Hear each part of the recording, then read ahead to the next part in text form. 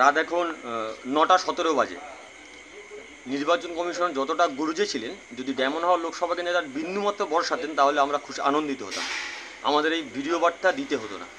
রাত এখন ৯টা ১৭ বাজে, এখনও পর্যন্ত ডায়মন্ড হারবার লোকসভা কেন্দ্রে কোথাও কিউআরটি নাম্বার এখনও দেয়নি।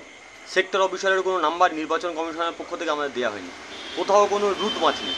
আমাদের কর্মীদেরকে গতকাল রাত থেকে বহিরাগত গুন্ডা ডায়মন্ড হাওর লোকসভা কেন্দ্রে ঢুকছে।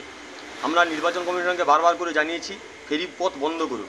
মেদিনীপুর থেকে ঢুকেছে, হাওড়া থেকে ঢুকেছে, কুলতলি থেকে লোক এসছে, ১০,০০০ টাকা বিনিময়ে ডায়মন্ড হারবার এসছে বলে খবর পেয়েছি। আমরা বারবার জানিয়েছি কোথাও কোনো রুট মাছ নেই, কোথাও কেন্দ্রীয় বাহিনী কোনো রুট মাছ করছে না। আমাদের কর্মীরা আক্রান্ত হচ্ছে। আজকেরও আমার ইলেকশন এজেন্ট একটু আগে আমি হসপিটালে ডায়মন্ড হসপিটালে ভর্তি করে এলাম।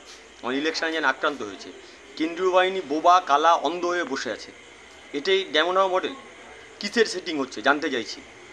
এতটা গর্জালেন, দেখে নেবেন হঠাৎ করে কি এমন হলো যে ডায়মন্ড হাওর লোকসভা কেন্দ্রে এসে এখনও কিউআরটি নাম্বার আমরা পাচ্ছি না। আরওকে বারবার ফোন করছি, ইনফর্ম করছি, ইলেকশন কমিশনকে বারবার নক করছি, ইনফর্ম করছি, কোনো রেসপন্স নেই। ফলে মানুষের কাছে আমি মানুষের দরবারে এসেছি আপনাদের মধ্য দিয়ে। এটাই ডায়মন্ড হারবার মডেল এবং এটাই ডায়মন্ড হারবারের সেটিং, যে সেটিংয়ের কারণে এখনও পর্যন্ত আর বেছে বেছে সিপিআইএম কর্মীর উপর আক্রমণ হচ্ছে। মানুষ ঐক্যবদ্ধ প্রতিরোধ গড়বার জন্য প্রস্তুত হয়েছে।